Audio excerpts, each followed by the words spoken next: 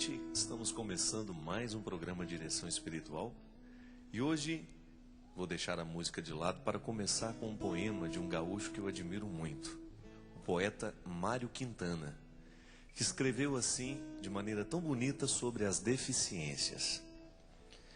Deficiente é aquele que não consegue modificar a sua vida, aceitando as imposições das outras pessoas e da sociedade em que vive, sem ter consciência de que é dono de seu destino. Louco é quem não procura ser feliz com o que possui. Cego é aquele que não vê o seu próximo morrer de frio, de fome, de miséria, e só tem olhos para os seus míseros problemas e pequenas dores. Surdo é aquele que não tem tempo de ouvir o desabafo de um amigo ou o apelo de um irmão, pois está sempre apressado para o trabalho e quer garantir os seus tostões no fim do mês. Mudo é aquele que não consegue falar o que sente e se esconde por trás das máscaras da hipocrisia. Paralítico é quem não consegue andar na direção daqueles que precisam de sua ajuda. Diabético é aquele que não consegue ser doce. Anão é aquele que não sabe deixar o amor crescer. E finalmente, a pior das deficiências é ser miserável, porque miseráveis são todos aqueles que não conseguem falar com Deus. A amizade é um amor que nunca morre. Este é o poeta Mário Quintana falando com muita sabedoria a respeito das deficiências. É interessante que nós humanos, nós nascemos inacabados. De todos os seres vivos, nós somos os que nascemos mais incompletos. O nosso processo é lento. Você nasce e não é capaz de ficar em pé, diferente de um animal, de um cavalo, por exemplo. O filhote já nasce com muito mais autonomia do que um ser humano. Um filhote de boi, por exemplo, um boizinho, um bezerrinho no pasto, ele tem muito mais autonomia enquanto ser vivo do que nós quando nascemos. Nós carecemos o tempo todo do cuidado das pessoas que nos amam. Nós necessitamos o tempo todo de cuidados básicos para a nossa sobrevivência, porque senão a gente morre. É nesse processo que nós começamos a experimentar dentro de nós as deficiências. São as deficiências que nos mostram e que nos expõem como frágeis, como humanos. Mas as deficiências verdadeiras não são essas.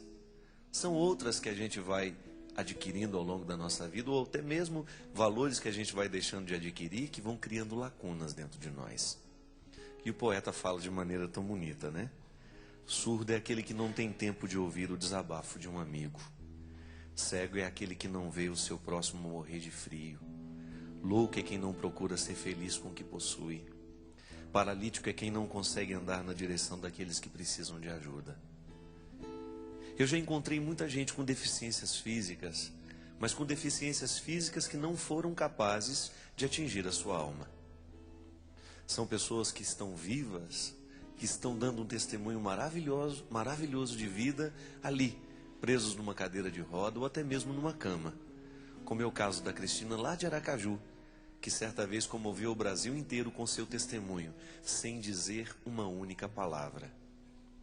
Uma mulher que não tem movimento nenhum no corpo, só mexe os olhos, e é com os olhos com que ela fala.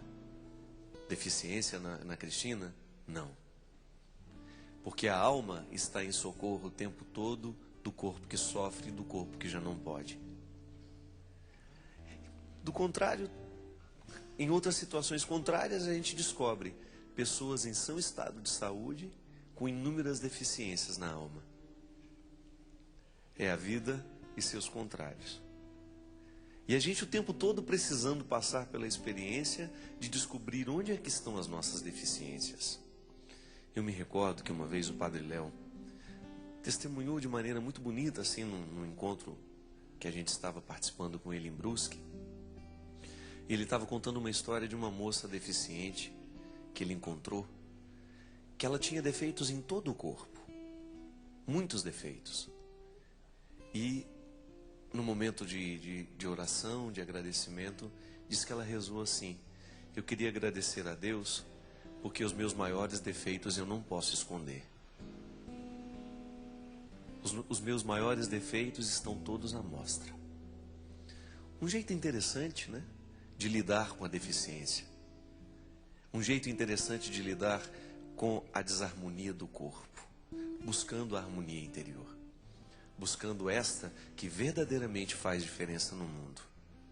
A harmonia interior, esta arquitetura da alma que pode ser cada vez mais bonita. A vida espiritual cuida da arquitetura da alma. Eu sempre digo aqui, nós precisamos sempre cuidar do corpo. O corpo é um instrumento por onde Deus passa, é através dele que nós temos a saúde, é através dele que nós temos a disposição para o trabalho, é através dele que amamos, que somos amados, que realizamos projetos. Mas este corpo só tem sentido se nele existe um espírito também sendo cuidado.